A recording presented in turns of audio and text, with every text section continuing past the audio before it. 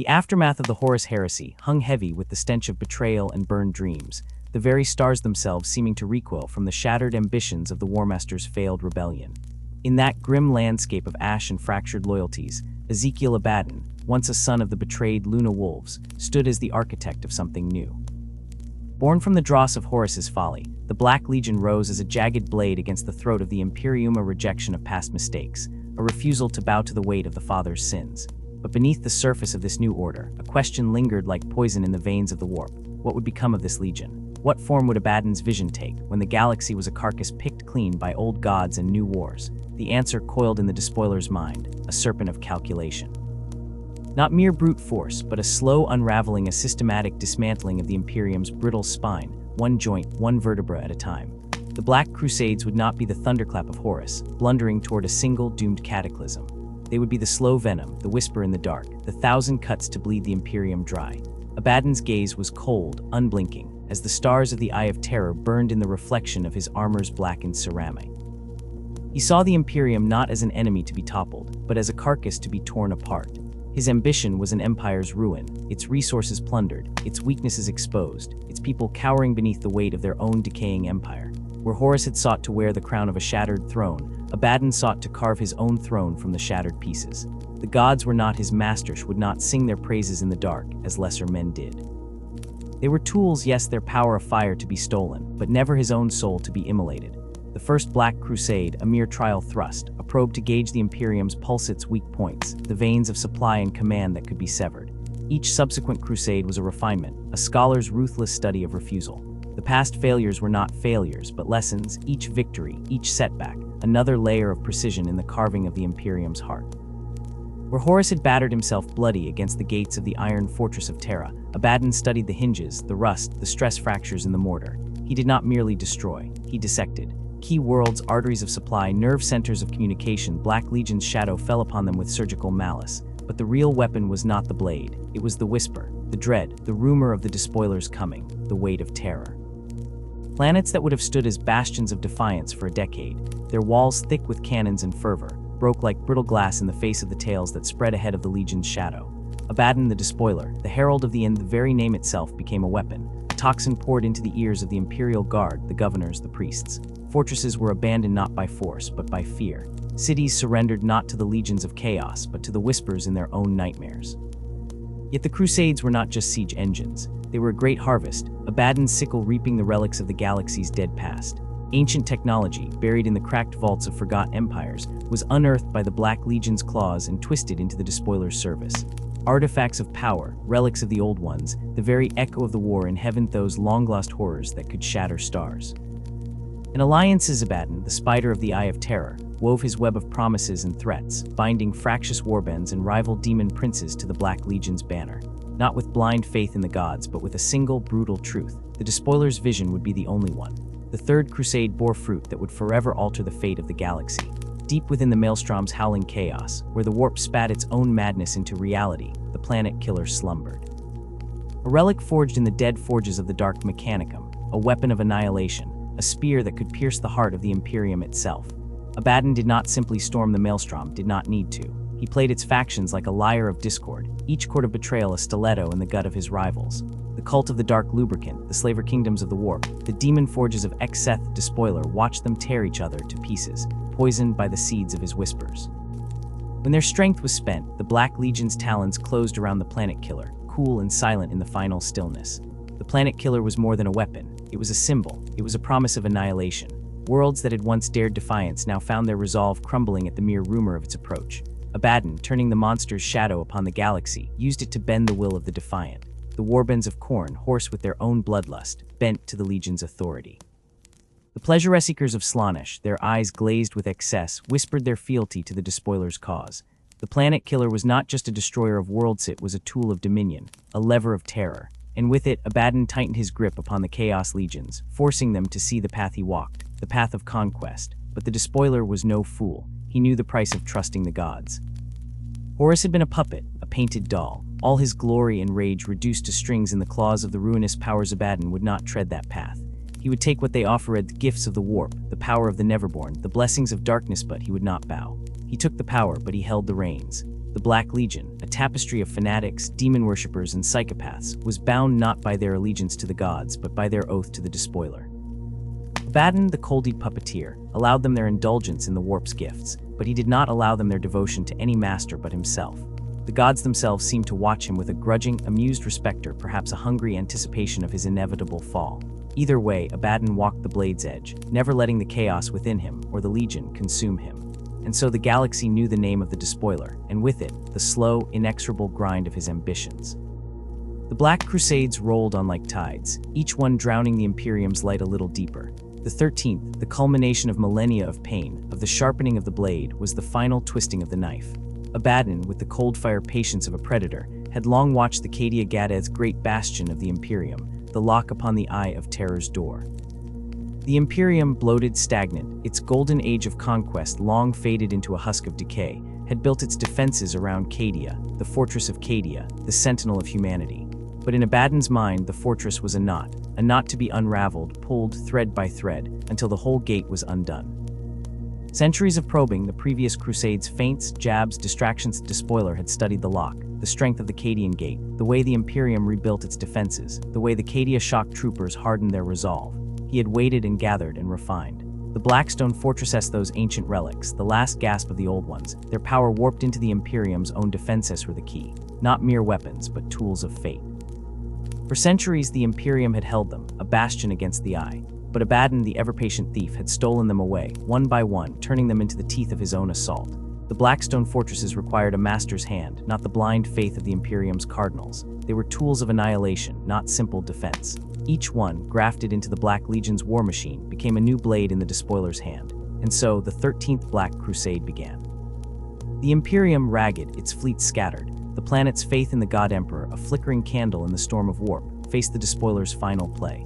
The planet killer, the Blackstone fortresses, the legions of chaos, united not by the gods, but by Abaddon, the Despoiler, the only one who had ever walked the knife's edge of chaos and kept his own vision. The Cadia Gate trembled with the weight of his coming, the Imperium's hard-won bastions of faith crumbling under the weight of his dread. And in the cold, black void of the Despoiler's eyes, the galaxy shivered, for the lesson was clear. The end was not a sudden, great cataclysm, but a slow, inevitable gutting of an empire's soul. The 13th Black Crusade erupted like a galaxy-wide storm, blackening the stars with the suffocating fury of 10,000 years of hatred made manifest. Abaddon the Despoiler, the Horus reborn, the arch-traitor, unleashed his legions from the Eye of Terror in a tide that drowned worlds and churned the void itself into a maelstrom of blood and fire. What once stood as stalwart guardians of the Cadian Gate turned against them, Blackstone fortresses, ancient relics of unfathomable power, tore through imperial defenses like nails through parchment. The very air screamed with the passage of the Warmaster's forces, demonic entities spilling into the void alongside the howling traitors of the Black Legion, their ruined armor reflecting the apocalyptic light of warp storms birthed by the Chaos God's laughter. The deceitful speed of the initial strikes, targeting supply lines and communications hubs before the Imperium could even raise its dagger, was eclipsed only by the monstrous scale of what followed. Cadia, jewel of the Imperium, fortress of the Gate, the anvil of unyielding loyalty, became the crucible of annihilation. Imperium, chaos, and forces beyond the comprehension of both would collide in a cataclysm of unthinkable proportions. Like a thunderclap from the warp itself, the full might of the Black Legion descended upon the Cadian system. The orbital defenses were overwhelmed by the sheer volume of fire, the void blackened by the charred remains of the Imperial Navy, the countless ships that had once been Krakens of the void now reduced to spiraling, molten husks venting the last breaths of their crews. Abaddon, ever the grand strategist, had orchestrated this symphony of destruction. Wave after wave of traitor heretical space marines in their fouled armor, traitor guardsmen in the tattered regalia of a dozen forgotten rebellions, demons of the ruinous powers whose very presence curdled the airport into the planet's orbit.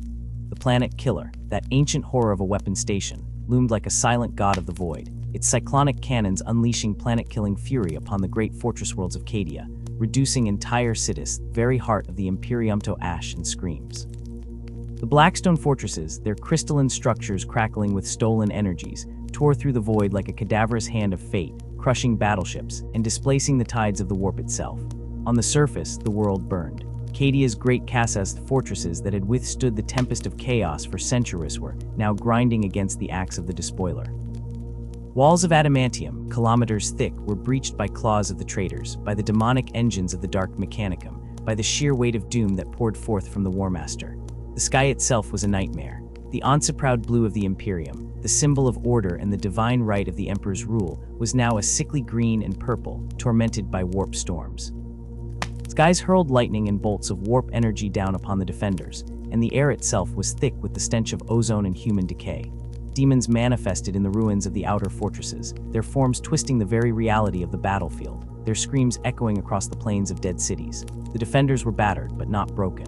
Lord Castellan Ursarkar Creed, the master strategist, the architect of the impossible, the grim-faced veteran of 1,000 campaigns, stould. His eyes were deep wells of exhaustion, and his face was carved with the weight of the Imperium, of the entire galaxy, and within it the flicker of defiance. For every soldier lost, the Cadians, the finest soldiers the Imperium had ever produced, fought with the ferocity of those who had nothing left to lose. Their lasguns roared, their tanks churned, and their heavy bolters cut swaths through the enemy. The infantry fought in the ruins, their uniforms a testament to the ash and blood, their faces gritty with determination. They were outnumbered, outgunned, but they were Cadia. They were the bulwark against the terror. They were the last line. On the battlefield, the titans of the Adeptus Mechanicus strode across the shattered plains like gods, their plasma cannons and void shields spitting fire and fury. The Legio Ignis of the Titans, the great war engines of the Imperium, their guns blazing with the fury of a dying sun, clashed with the demon engines of the Dark Mechanicum. The Space Wolves, the Blood Angels, the Imperial Fists, the finest warriors the Imperium had to offer, arrived in desperate counterattack, their war cries echoing across the battlefield as they fought to hold the line. The resistance was a wonder, a miracle of the human spirit. Abaddon, watching from the bridge of the Vengeful Spirit, the ancient and cursed flagship of Horus, felt the weight of destiny. How many times had he sought to destroy the Imperium? How many failures had been recorded? The 13th Crusade, his greatest victory yet, his final assault on the galaxy. The very walls would crumble, the Imperium would fall, the Cadians would be destroyed, but the strength of the Imperium, though battered, wavered but not failed. The stalwart, driven by the sheer will of Lord Castellan Creed, the tactical genius of a man who had foreseen the worst of Abaddon's plans, held the lines. The battle was a grinding war of attrition, a bloody meat-grinder of a conflict. The very land itself was transformed into a charnel house, a labyrinth of the dead and the dying.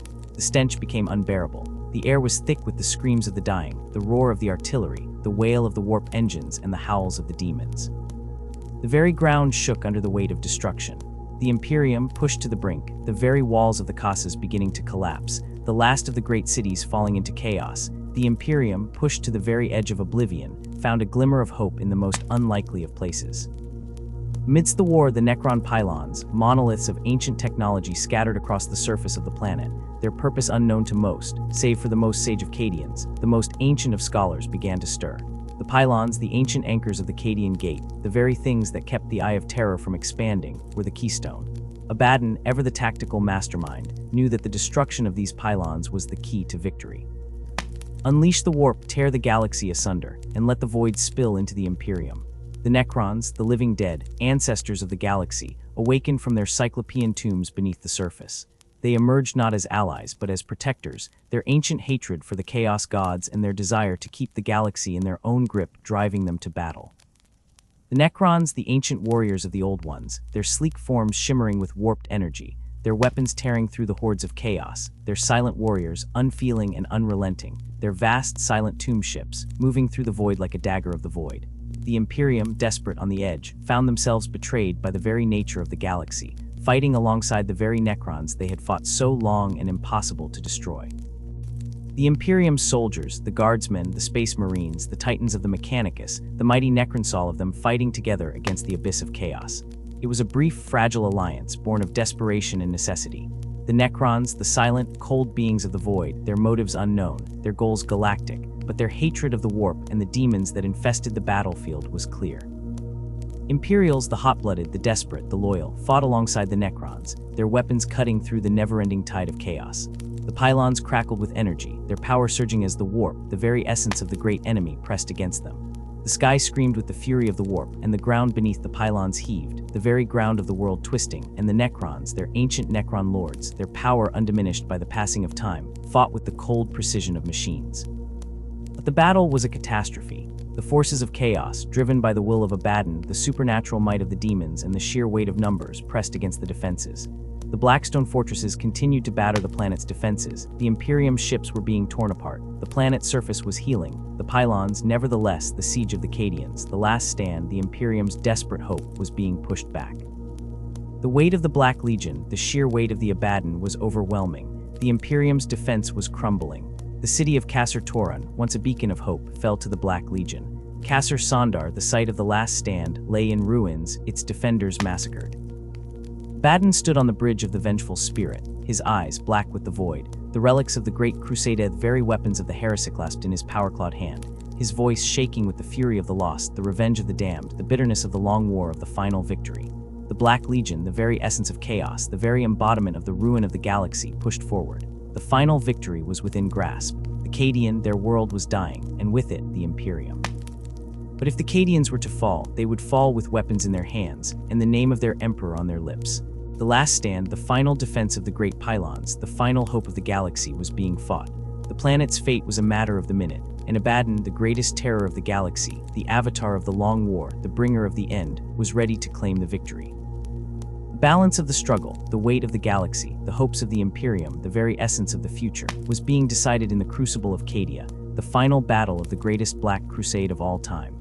The fate of the galaxy hung in the air, and the fires of the battle, the screams of the dying, the howl of the warp, the very air of the war, the fate of the galaxy, the hope of the future, the possibility of the Imperium, was being decided. The final battle of the 13th Black Crusade was upon the galaxy, and all would be determined. The outcome was uncertain, the future still unwritten, but the destruction, the chaos, the very essence of the war would determine the shape of the galaxy for the next 10,000 years. The siege of the great fortress of Cadia, the final stand, the last hope, the greatest battle of the age of the Imperium, was upon the stars. The Imperium, the galaxy, awaited the outcome. The relentless hammer of the Blackstone fortresses, weapons fell upon the Necron pylons. Abaddons were made manifest in arcs of corrupted energy that scarred the heavens. The air above Cadia churned, the warp itself howling as the first cracks spread across the ancient structure, not just in the stone and metal, but in the foundations of reality they guarded. The Imperium's guns roared, plasma blasts illuminating the darkening skies, while the Necrons' inhuman energies flickered like dying stars, their desperate efforts barely holding back the tide of darkness. But the Blackstone's power was not just material.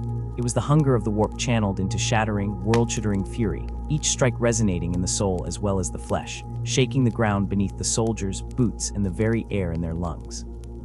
The first pylon, one that had stood as a silent sentinel over the spire of the fortress city of Kasr, broke with a thunderous groan, its collapse echoing across the plateau. The moment it fell, the air thickened with the scent of ozone and blood. The ground beneath the soldiers' feet began to feel unstable, the comforting weight of material reality giving way to the sickening whispers of the warp. The sky fractured, the warp storms ripping open like weeping wounds, their unnatural light twisting the shadows of the defenders into monstrous shapes, clawing at their own resolve. Demons clawed their way into the world, their forms shifting like smoke, their wails of triumph and hunger echoing in ears that had only heard the grim certainty of siege drills and voxcaster warnings. The pylons fell one by one, their deaths a litany of despair. The crack of the Undermountain pylon, buried deep beneath Cadia's crust, sent a seismic shudder through Imperial lines, the ground buckling beneath the treads of Lemon Rust tanks. The next fell near the besieged Manufactorum, its collapse unleashing a torrent of warp stuff that melted the flesh of the soldiers who had been fighting to the last in the ruins of the Great Armory. And with each loss, the warp grew stronger. The air felt heavier, wetter, breathable but not nourishing, alive with the whispers of the lost and the damned. The very stone of the fortress walls seemed to sweat, a viscous fluid that smelled like rot and decay.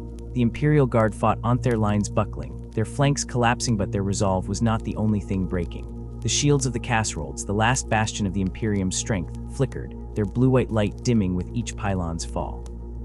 The last pylon, standing tall and alone in the blasted wasteland of the Dead Plains, was the last anchor. The sky above it was a maelstrom, warp energies swirling around it, held back by the last of the Necron pylons, an ancient structure older than even the Imperium's oldest myths. The Blackstone fortress, hovering like a shadow over the battlefield, its spires wreathed in warpfire, unleashed its final blow. A beam of pure, concentrated malevolence struck the pylon. The impact felt like a punch to the chest of the last defenders, even as they pressed their own weapons into the carnage of the oncoming demons. The pylon held for a moment, a brief, defiant scream against the inevitable, and then shattered. Shards, not of stone but of space-time itself, ripped through the air, scattering soldiers and demons alike.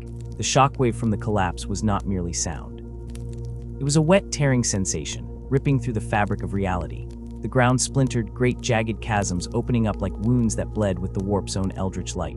The remains of the pylon, twisted and broken, shuddered into oblivion, its final moments pulling the last threads of reality with it. The warp tore through the gaping wound, the eye of terror expanding, its tendrils stretching across the sky, a storm of pure, unbridled madness. The cities of the Cadian Gate, last bastions of human civilization, began to collapse. Casserolds, the fortresses of the Imperium's might, were reduced to rubble. The great spires of the Battle of the Eternity Wall, the last bastion, fell to the ground, their banners of the Imperial Creed in the Aquila disappearing into the rubble.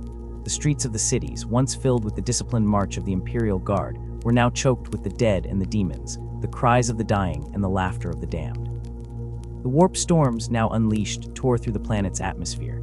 The sky, once a solid slate of blue or gray, now a churning vortex of crimson and purple, the warp's own eye. The air itself was thick with the stench of sulfur and rot, the screams of the warp's hunger echoing in the minds of all who stood against it. Lord Castellan Creed, the unyielding, the last bastion, stood on the battlefield, his tactical mind that had been the Imperium's last hope, now a shattered thing. The casserole he had been defending, the last great bastion of the Imperial Guard, was crumbling around him, the ground beneath his feet shaking. The Voxcaster in his command bunker was silent, save for the occasional burst of static, a scream cut short, a prayer for deliverance, a desperate plea for reinforcements. Creed knew the truth. He had known the moment the last pylon fell. The battle was over. The Imperium had lost. But still he stood, his orders sharp and precise, rallying the last remnants of his forces survivors, the last of the Cadian Guard to fight on, even as the world broke apart beneath them. The evacuation was the last act of defiance. The dropships, bearing the last survivors of the Cadian Guard, lifted off under the weight of warp fire, their engines struggling against the gravity of the dying planet. The ground beneath them, the last of the Imperium's strength, was collapsing. The ground split open, chasms swallowing entire regiments, whole cities reduced to rubble. The air itself was on fire, the warp storms feeding on the planet's agony. The planet itself, the once mighty Cadia, the fortress of the Imperium, was now nothing but a corpse, its body torn apart, its soul devoured by the warp. From the bridge of the vengeful spirit, Abaddon the Despoiler watched as the world died. He saw the destruction, the chaos, the destruction of the last bastion, the final victory over the Imperium, and he felt nothing but cold satisfaction. The death of the Imperial Guard was a victory, yes, but it was not the end. It was the beginning. The destruction of the Cadian Gate was the opening of a new age, the age of the warp, the age of chaos unleashed. The Imperium, weakened and fractured, would be the first to fall, but the galaxy would be his. The ground beneath his flagship, the bridge of the vengeful spirit, the air itself seemed to hum with the power of the warp. The warp storms, the last remnants of the broken planet, swirled, tendrils of energy reaching out into the void. The galaxy, once the Imperium, was now a dark canvas, and Abaddon would paint it with blood. The fall of the Cadian Gate was not just a military defeat, it was the death of hope. The Imperium, a beacon of humanity, a bastion of order, a promise of the future, was now nothing but a shadow, a memory. The warp storms, the eye of terror, now spread across the galaxy, unchecked, unstoppable. The forces of chaos, the demons, the legions of the Black Legion would pour into the Imperium, their path unimpeded, their hunger unending. The Imperium's defenses, the fleets, the armies, the space marines, were now scattered, broken, their strength sapped by the endless war. The Imperium, cut off from the Astronomicon, the warp's own storms, was now a fractured galaxy, each world, each system, a fortress, a last stand against the inevitable. The galaxy had entered a new age of darkness, a darkness where the forces of chaos reigned, a darkness that would consume the stars, a darkness that would last until the last light of the Imperium was extinguished. And Abaddon, the Despoiler, the champion of the gods, the heir of Horus, would be the architect of the galaxy's doom. The Black Crusade had begun, the fall of Cadia, the first step in a grander plan, a plan that would see the Imperium, the galaxy, the very universe itself, consumed by the warp. The age of peace was over. The age of war was beginning. The world was broken, the galaxy torn, and chaos would rule. The galaxy lay in darkness, a wound festering in the void where the last light of Cadia's defiance had died. The Imperium's once-gleaming bastion was now a debris field of shattered dreams and broken promises, its ruin a beacon for shadows that pooled like clotting blood. Abaddon the Despoiler stood triumphant amidst the wreckage, his name echoing across the warp in a chorus of screams. This was not conclusion, it was ignition. The galaxy had fractured, but he would not let it rest. He would rend it further, until its pieces were too small and scattered to ever meld again. The legions of chaos surged forth from the eye, a tide of filth and malice, their ranks swollen with traitors hungry for the kill. The Cadian Gate was no more than a shattered skeleton now, its broken teeth allowing the dark gods to vomit their hordes into the real, their war cries echoing through the void as they tore the veil from the sky. The remnants of the Imperium, vast and sprawling, teetered like a dying titan on the edge of the abyss. The light of the astronomic and flicker at a distant, fading Embera's warp storm severed the last threads of hope connecting the scattered worlds. In the Imperium Nihilus, the dark was a thing alive. Starvation, isolation, screams that went unanswered. Worlds that had once known the Emperor's protection now found themselves flayed, their inhabitants butchered like cattle to the howling of the warp. The Imperium's defenders, the Holoid Astartes and the desperate ranks of the Astra Militarum, fought on not with the hope of victory, but with the grim certainty that only defiance could be their legacy. They knew the war was already lost. They fought on anyway. The High Lords of Terra, the governance of the once-gleaming Imperium, now scrambled like rats in the dark, charting the inevitable collapse. They sent their orders, mobilizing their fleets, throwing their resources against the void, but the torrent was coming, and they had nothing to hold it. Their choices were impossible, and every world that fell to the howling black legions only strengthened the enemy. Abaddon, cloaked in the whispers of the dark gods, watched as the galaxy bled, a slow smile spreading across his face. He would not be another Horus. He would not be a puppet, a sacrifice to the gods' capricious hungers. Let them whisper promises of power. He would take them, he would wield them. He would not kneel. The Black Legion stood at the vanguard of this new age, a legion united, not by the shattered ideals of the heresy, but by the raw hunger for oblivion. They were no longer the remnants of a broken rebellion, they were the architects of annihilation. The Despoiler's treachery, cold and precise, had forged them into a weapon. The Imperium, for all its rot, its sluggishness, still had a spine. The Custodians waited, silent and golden, their blades at the ready. The Inquisition struck with a fury born of desperation, their wrath a weapon turned against the darkness. The Mechanicus, half-mad with their own broken logic, still fought on. But the rot was setting in and the foundations were crumbling. Abaddon knew the game. The long war was not won by a single blow. The suffering of the Emperor's corpse was a symphony, and he would conduct it. Cadia, for all its glory, was merely a note, a prelude to the crushing crescendo to come. Terra, the rotting heart of the Imperium, would be the final chord. He would not rush. The galaxy was his to play with, and he would savor its slow death. The Imperium, vast and sprawling, would be peeled away, sector by sector. The Despoiler would let the pressures build, the whispers of despair grow louder. The Imperium's commanders would fight one another for scraps of hope, their loyalty fraying under the weight of impossible choices. Worlds would burn, their populations would scream, their meat would be consumed. And Abaddon would watch from the shadows, his blade poised, waiting for the final push. The gods, the archetypes, the warp stormsaw of it was a tool. The dark gods were not his masters. They were allies, and perhaps even they might learn to fear him. For in the end, the galaxy was a carcass, and he would not let it slip from his grasp. Cadia, the fortress world, was but ash and dust now. The echoes of the battle still reverberated through the galaxy, and for every soul that heard the screams, the question was the same. Would this be the end of the Emperor's light? Some saw the ruin as a finality, their doom. Others saw it as a Kala rallying cry to a war that could never end. But for the Despoiler, it was merely a step. The path was laid before him. The galaxy was already his to take, and he would not stop until the broken husk of Terra itself caved to the weight of his ambition. The Emperor's throne, that golden corpse, would be his to take, and the god's final breath would be his last secret.